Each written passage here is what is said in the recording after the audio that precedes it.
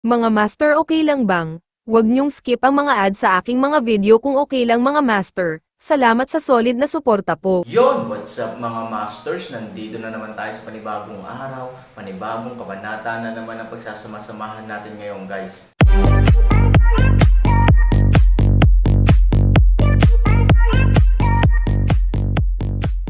Bali mga masters, kung bago ka pa lang po sa aking YouTube channel, please click the subscribe button, lalong-lalo na po yung notification bell guys, para maging connected pa rin tayo sa isa't isa at maging updated kayo sa mga susunod ko pang video.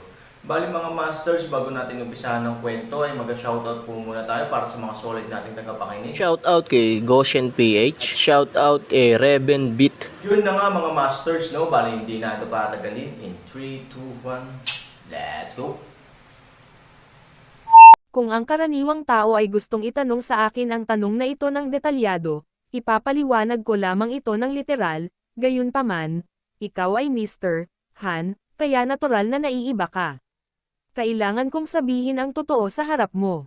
What this means is that actually the entire world here is a cemetery. Ang sementeryo ay nasa ating paanan, na umaabot ng libu-libong milya. Lahat ng bagay dito ay talagang nabubuhay lamang sa lupa sa itaas ng sementeryo. Pagkarinig nito, halatang nagulat si Han Sanchen. Sa katunayan, maging ang dalawang lokal, Lian Hua at Xiaono, ay ganap na nalilito.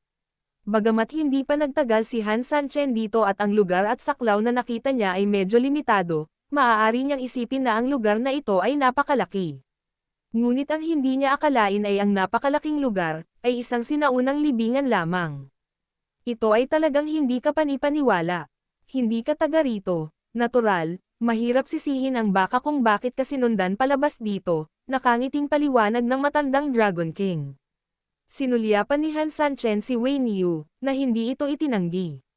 Ngumiti ang matandang pagong at binasag ang deadlock, sa totoo lang hindi naman ganoon kahirap iangat ang selyo ni Koi Niu.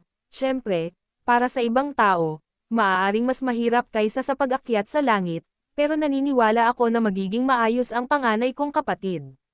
Panipi, dahil, hindi pa natatanggal ng buo ang selyo ko. Kung matutulungan ako ni Mr. Han na makaalis dito, then I would be willing to follow him, bumantong hininga si Wei Niu. Sa katunayan, matagal na akong pagod sa pananatili sa kahabag-habag na lugar na ito. Isang mapait na ngiti ang ibinigay ni Han Sanchen, hindi ba ibinente ng matandang pagong na ito ang kanyang sarili sa pagbabalat kayo? Ngayon ang lahat ay nagsasabi nito, Han Sangqianengzai, hindi siya makabangon, at hindi siya makababa. Dumating si Han Sanchen para makita si Su Yingxia, at syempre ayaw niyang mag-aksaya ng oras dito, gayunpaman, kung tutusin, tinulungan siya ni Wei Niu, at ngayong natapos na niyang tulungan siya, hindi makatwiran na tumawid sa ilog at sunugin ang tulay ng mag-isa kapag ang iba ay humingi ng tulong sa kanya. Nga pala, matandang Dragon King, ang taong hiniling kong tulungan mo akong hanapin. Nagmamadaling tanong ni Han Sanchen. Biglang may naalala ang matandang Haring Dragon, Mr. Hui Han, hinanap ng mga mandaragat ang karamihan sa mga lugar at sinuri ang ilang talaan sa maraming lugar. Pagkarinig nito, nakaramdam ng kaunting desperado at pag-aalala si Han Sanchen. Total, si Ivory at ang kanyang barkada ay ang kanyang sariling tinak sa tagiliran, may isip mo kung gaano mag-aalala si Han Sanchen kung hindi sila matagpuan. Gayunpaman, hindi mo kailangang maging masyadong desperado. Mayroon kaming isang grupo ng mga mandaragat na patungo sa Hilaga, sa pagkakataong ito ay inutusan ko ang lahat na bumalik upang suportahan ka, ngunit hindi sila bumalik. Ayon sa messenger, may nadiskubre daw sila doon, gayunpaman, kailangan pa rin nilang mag-imbestiga ng mabuti, at matatagalan pa ang pagbabalik dito, so, baka isang araw o dalawa lang ang susunod na update. Pwede kang maghintay hanggat gusto mo. Nang marinig ito, medyo lumuwag ang kinakabahang puso ni Han Sanchen. Seryoso ka ba? Tanong ni Han Sanchen. Siyempre naman, pagkatapos magsalita ng matandang Dragon King, nakita niyang nag-aalala pa rin si Han Sanchen at hindi niya maiwasang mapangiti, Mr. Han, huwag kang masyadong mag-alala, dahil alam na ng frontline na alam ito, sa tingin ko ay may 79% na katiyakan na may iba pa, outsiders. Dahil halos walang ganyang sitwasyon na nangyayari dito, natural kung mangyari ang ganyang sitwasyon, maaabutan nila ito ng husto. Based on what I know about my sailors, if there is no definite evidence or clues, it is absolutely impossible for them to refuse my direct order to come back. Nang marinig ito ni Han Sanchen, sa wakas ay nagpakawala siya ng mahabang pag-aalala. Ayon dito, malaki ang posibilidad na mahulog si Ivory at iba pa sa lugar na iyon. Ito ay hindi bababa sa reassuring. May panganib ba doon? Mr. Han, you can rest assured, the northern area has always been safe, hindi tulad dito kung saan nagtitipon-tipon ang mga bagay-bagay, kaya maraming magugulong bagay, at pagkatapos ng mga natuklasan doon, nagpadala na rin kami ng mga tao sa kalapit na tubig na mas malapit sa kanila, may mga pumunta para sumuporta. Maaasahan kong hindi magkakaroon ng anumang mga isyu sa kaligtasan. Sa wakas ay nagpakita ng isang ngiti si Han Sanchen, at pagkatapos ay tumingin sa kakaibang baka, maaari kitang tulungan dito. Bagaman ito ay sinabi, ito ay dahil din sa Han Sanchen ay walang mga alalahanin sa ngayon, pero sa totoo lang, nag-aalala rin si Han Sanchen. Ayon sa sinabi ng matandang Dragon King, aabutin ng kahit isang araw o dalawa para makabalik ang kanyang mga mandaragat sa kanilang pinuntahan, nangangahulugan ito na kahit na ituring ni Han Sanchen ang kanyang posisyon bilang isang poste dito, ituturing ni Ivory at ng iba pa ang lugar kung nasaan ka bilang isa pang matinding sarili. Kaya, ang mga distansya sa mundong ito ay talagang napakahaba. Mabuting tao, ang pag-iisip tungkol sa napakalaking sementeryo ay nakadarama ng pag-aalala at takot sa mga tao. Ang maganda lang ay kahit papaano ay gumaling na ng husto ang katawan ni Han Sanchen ngayon, at ang yin chi sa kanyang katawan ay pansamantalang napigilan ng husto, na ginagawang kaya na ni Han Sanchen na lumaban. Kuya, ni Ubi, gayunpaman, upang matulungan ang Lao Niukan, sa palagay ko ay dapat nating lutisin ang ating mga kasalukuyang paghihirap, nagsalita si Lian Hua. Bigla ding naalala ni Han Sanchen na, oo, bagaman walang nangyari ngayon, ang mga kaaway na pinamumunuan ng apat na matatanda ay hindi pa tunay na nalipol. Judging from the fact that those people failed to kill US sometimes, they must hate US now, so they will surely try their best to kill US. Sumang-ayon din si Xiaono sa pananaw na ito. Magsasalita na sana si Han Sanchen, pero hamarang si Lu Shen at sinabing, I'll go. Anong kinatatakutan mo? Mga clown lang sila dati, anong qualifications meron sila ngayon? Nagmamadali ring sinabi ni Aero, oo ngayoy pinangunahan na tayo ng matandang Dragon King ng daan-daang libong tropa para suportahan tayo, sapat na ba ang bilang ng mga tao nila? Umiling ang matandang Dragon King, kayong dalawa, hindi kasing simple ng sinabi mo. Higit dito ang tropa ng kalaban. Inaasahan talaga ni Han Sanchen ang sagot ng matandang Dragon King.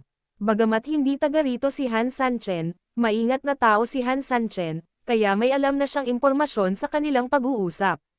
Ang mga tao sa palasyo ng tubig at sila ay palaging magkasundo sa isa't isa. Mayroong isang mahalagang punto ng impormasyon sa pangungusap na ito, iyon ay, ang agwat sa lakas ng militar sa pagitan ng dalawang panig ay hindi dapat malaki sa teorya. Masasabi pa nga na ang palasyo ng tubig ay medyo nalihis, ngunit sinasakop nito ang isang mahalagang geographical na lokasyon sa tubig, kaya nakakamit nito ang isang relatibong balanse. Dahil napakasimple ng dahilan, kung ang palasyo ng tubig ay mas malakas kaysa sa kalaban, kung gayon ang pagtatanggol ayon sa tubig at pag-atake sa pamamagitan ng pagsakop sa lupa ay tiyak na magiging kapaki-pakinabang na panig para sa palasyo ng tubig. Sa ganitong paraan, ang palasyo ng tubig ay dapat magkaroon ng isang kalamangan sa mga taong iyon. Sa makatuwid, ito ay maaaring dahil lamang sa paglihis ng lakas ng palasyo ng tubig. Ngunit ang maaasahang lokasyong geographical nito ay malakas, na ang posibilidad at haka-haka na nabanggit sa itaas. Malaki ang posibilidad na ang magkabilang panig ay pinili na magparaya sa isa't isa upang maiwasan ang hindi kinakailangang mga salungatan at pagkalugi, upang makamit ang isang sitwasyon kung saan hindi mo ako sasaktan at hindi kita sasaktan. Pero ngayon, nagbago na ang lahat, lumusab na ang buong hukbo ng Shuigang, kaya mahirap igarantya na hindi aatake ng buong lakas ang kalaban. Dahil nasira mo ang balanse, kung hindi makasagot ang kabilang partido, mahirap sabihin kung sino ang may-ari ng lupang ito. Base dito at ang pagkamuhi kay Han Sanchen, hindi may iwasang aatake ulit ang kabilang partido. Sa makatuwid, ang Han Sanchen ay walang mga magaspang na ideya gaya ng Lu Shen at Aero. Kahit na iniisip ito ngayon, alam na alam niya kung gaano kalaki ang magiging krisis sa likod nito. The advantage is at least may mga sundalo tayo ngayon, at the same time, may tulong din tayong dalawa pang general. Ang isa ay natural na ang lumang pagong, at ang isa ay natural na ang ibon. Para kay Han Sanchen, napakayaman pa rin ng labanang ito. Itinaas ni Han Sanchen ang kanyang mga mata at tumingin sa langit, tanghali na ng kaunti, at may ilang oras pa bago magdilim. Gayunpaman, bagaman ang oras na ito ay tila sapat, sa katunayan ito ay hindi masyadong marami kung nais mong maghanda ng maaga. Pagkatapos ng madaling araw bukas, maaari tayong makatagpo ng isang malakas na pag-atake, kaya hindi ngayon ang oras upang maging masaya. Habang iniisip ito ni Han Sanchen, mas mapanganib ang nararamdaman niya, at hindi niya maiwasang sabihin sa lahat. Lahat tayo ay sumusunod sa ayos ni Mr. Han. May plano ako, tumawa si Han Sanchen. Ilang tao ang nagtinginan na may pagdududa. Pagkaraan ng ilang sandali, ilang tao ang nanatili sa malapit at nakinig ng mabuti sa mga plano at pagsasaayos ni Han Sanchen, hindi nila maiwasang mabigas saglit. Mr. Han, ikaw, nagbibiro ka ba? Sigurado ka bang gusto mong gawin ulit ito? Kailangang sabihin na Lian Huaman, Lao Niu o Xiaono, nang marinig nila ang plano ni Han Sanchen sa unang pagkakataon, akala nilang lahat ay baliw si Han Sanchen. Han Sanchen, although I admit that your tactical arrangement today is very strong and unexpected enough, however, the same thing cannot be used twice. Oo, malaki ang pagkatalo ng kalaban sa pagkakataong ito at siguradong mas magiging maingat sa susunod, hindi rin ako sang-ayon sa ganitong paraan. Napakasimple ng diskarte ni Han Sanchen, ibig sabihin, gamitin muli ang walang laman na diskarte sa lungsod. Lahat ng sundalong hipon ay tambangan din. Naranasan ng kaaway ang ating mga pagkatalo ngayon at maghay-hinala na tayo ay gumamit ng isang walang laman na diskarte sa lungsod sa ibang pagkakataon, sa makatuwid, kapag nahaharap sa parehong sitwasyon bukas, naniniwala ako na ang kaaway ay hindi lamang magkakaroon ng kahit na katiting na takot, ngunit, talagang ayaw na ni Xiaono na magsalita pa.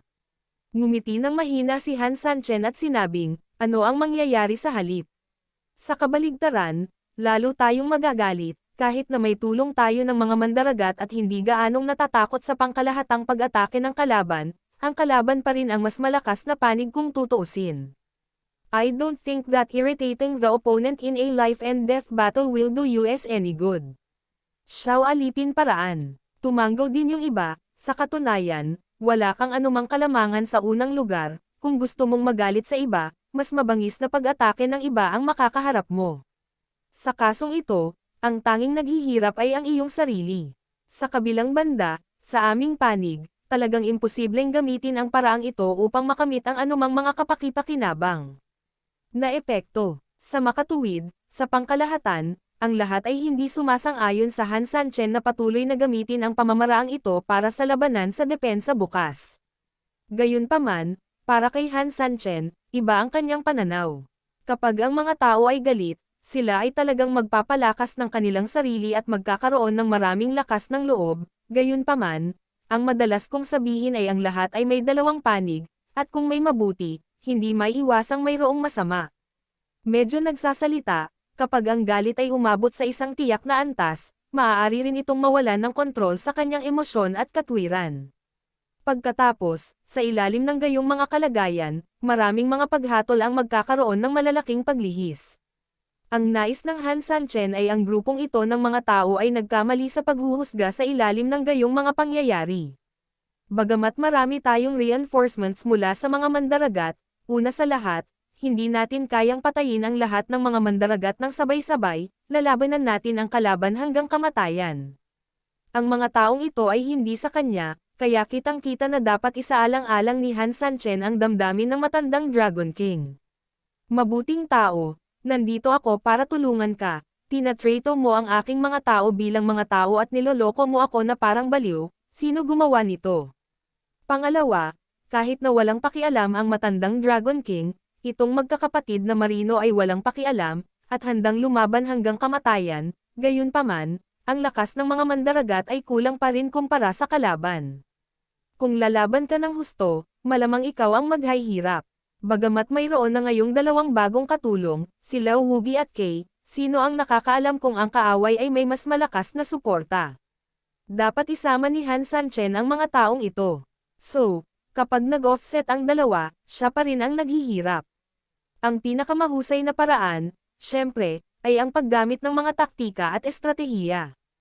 I also deployed an empty city defense, so the enemy's first reaction when they see it will definitely be anger and disdain. They think that using the yesterday's plan for fun today is disrespectful to them, so they will launch an angry attack on US.